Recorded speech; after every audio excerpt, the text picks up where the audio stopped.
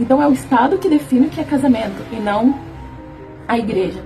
Então, pessoal, aproveitando a minha onda de blogueiragem, aproveitando que eu tô sem vergonha na cara, vim aparecer assim pra vocês, e falei assim, não vou ficar só postando bobeira não, vou unir o útil ao agradável e aproveitar pra trazer umas reflexões, né, quando eu estiver inspirada. Não que eu esteja agora, né, gente, provavelmente vai sair besteira também. Então a reflexão de hoje vai ser a seguinte, sobre a diferença do matrimônio católico e o casamento protestante. Eu não sei se todos sabem, né, eu tenho alguns amigos protestantes aqui que me seguem, a maioria na verdade, e para a igreja católica o casamento ele é um sacramento, mas ele é elevado, né, podemos dizer assim, ele é elevado à condição de sacramento. E isso muda muita coisa no que é o casamento em si, né, e inclusive regras, né, para acontecer um casamento católico você tem que seguir muito mais regras e muito mais coisas. E basicamente, gente, na igreja católica, se eu estiver falando alguma besteira aqui, vocês me perdoem, porque eu sou católica recente. Mas o sacramento do matrimônio, ele é um sacramento de serviço. Então, ele tem a mesma seriedade que teria a ordenação de um padre, por exemplo. Eu acho muito interessante essa visão, porque quando se fala geralmente em vocação, a gente associa a questão profissional, né? A gente associa minha vocação é ser advogada, minha vocação é ser médica. E a vocação ao matrimônio, ou tanto a vida religiosa, é algo muito mais profundo. Eu acho muito interessante porque os jovenzinhos católicos têm essa ideia desde cedo, né? Naquela ideia de decidir por qual vida vai seguir, né? Por qual forma de servir a igreja eles vão seguir. E eu, como protestante, né, quando eu era protestante, não tinha tanto essa. Tinha a ideia, assim, que você pode servir ao Senhor, o solteiro cuida das coisas do Senhor, o casado cuida das coisas do marido ou da esposa.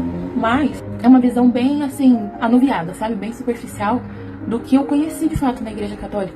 Na minha antiga igreja e no meu pensamento anterior, muitas vezes existia uma certa pressão de você não expor que você quer se casar.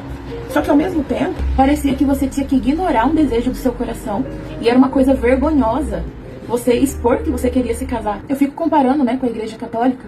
E tem um padre que ele falava, a sua vocação é aquela que, se você tentar ignorar, ela ainda volta pra te incomodar.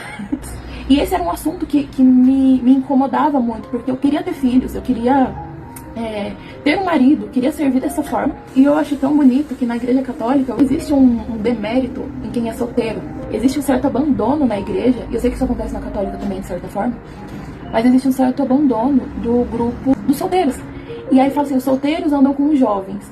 Só que os jovens, geralmente, o mais velho ali tem o quê? 22 anos.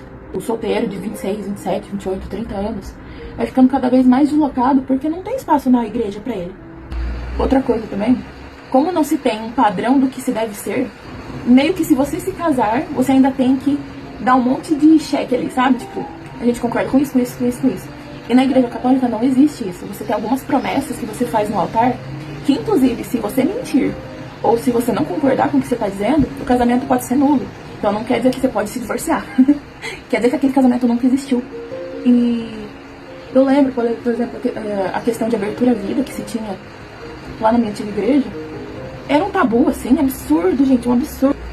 Eu meio que precisava convencer, de acordo com a Bíblia, de acordo com a lógica, que o cristianismo deve ser aberto à vida, né? Um casal cristão deve ser aberto à vida. Era sempre uma discussão enorme e as pessoas não concordavam e as pessoas apontavam o dedo pra gente. Na igreja católica não tem essa discussão. É uma promessa que você faz no altar. Por diversas vezes eu ouvi pessoas que eu admiro muito, inclusive, como a Simone Quaresma, que ela fala mais ou menos de vida de filhos, marido, feminilidade. E ela mesma falou, gente, casamento, em uma das lives dela, casamento pra nós é aquele que você vai no cartório e tá casado. E é um contrato.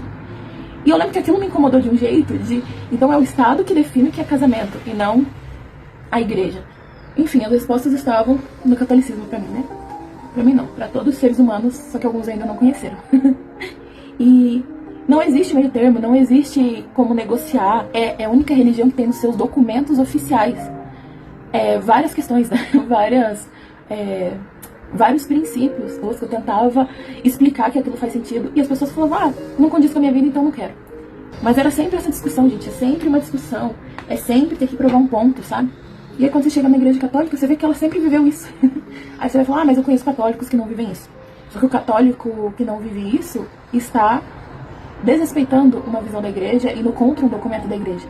E um protestante que não vive isso, ele pode simplesmente explicar, não é isso que eu entendo pra Bíblia, não é isso que eu entendo da Bíblia, isso foi pro povo daquela época, foi por outras questões.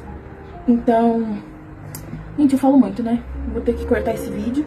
Então, eu vou trazer mais reflexões e tentar trazer reflexões mais bem pensadas no caso, tá?